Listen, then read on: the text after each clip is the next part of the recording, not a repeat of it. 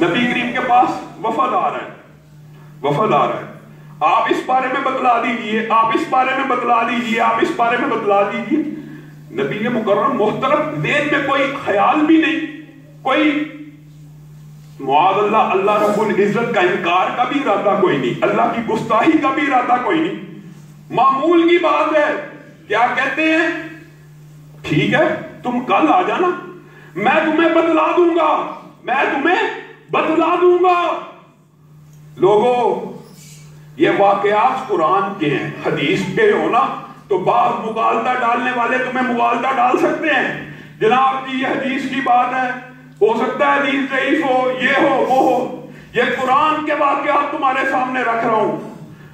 اللہ رب العزت نبی ہے، رسول ہے، کائنات کی سب سے افضل شخصیت ہے، وعدہ کر چکا ہے کہ ہاں میں ذوالقرنین کے بارے میں بتلاؤں گا، اصحاب کہف سورۃ پوری کہف کا واقعہ آپ لوگوں کے سامنے بتلاؤں گا، اس بارے میں بھی بتلاؤں گا۔ منہ سے صرف اتنے الفاظ نکلے میں کل بتاؤں گا۔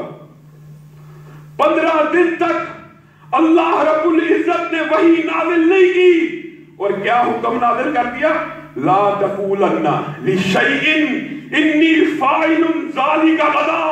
پیارے محمد صلی اللہ علیہ وسلم آج کے بعد آپ نے یہ بات نہیں کہنی کہ میں کل یہ کام کروں گا، الا ان یشاء اللہ، مگر ساتھ میں کیا کہنا ہے؟ انشاءاللہ، اگر اللہ نے چاہا تو میں محمد صلی اللہ علیہ وسلم یہ کام کروں گا۔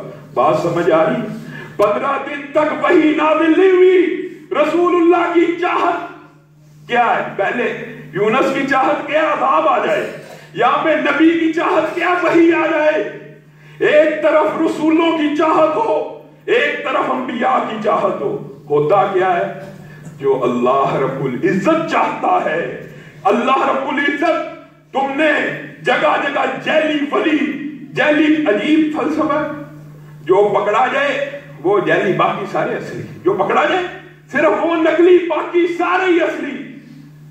ان کا اللہ تعالیٰ پابند ہے؟ اللہ تعالیٰ اپنے نبیوں کا پابند نہیں، اپنے رسولوں کا پابند نہیں، نبی مکرم و محترم کا پابند نہیں۔ اللہ تعالیٰ کہہ رہا ہے آج کے بعد پیارے محمد صلی اللہ علیہ وسلم آپ نے بھی کسی سے اس طرح وعدہ نہیں کرنا کہ جس سے اگلے کو شائبہ بھی ہو جائے کہ محمد صلی اللہ علیہ وسلم جو چاہے وہ ہوگا۔ میں کل بیان کروں گا، اس میں کوئی قابل اعتراض بات ہے؟ اللہ نے گرفت کیوں کی؟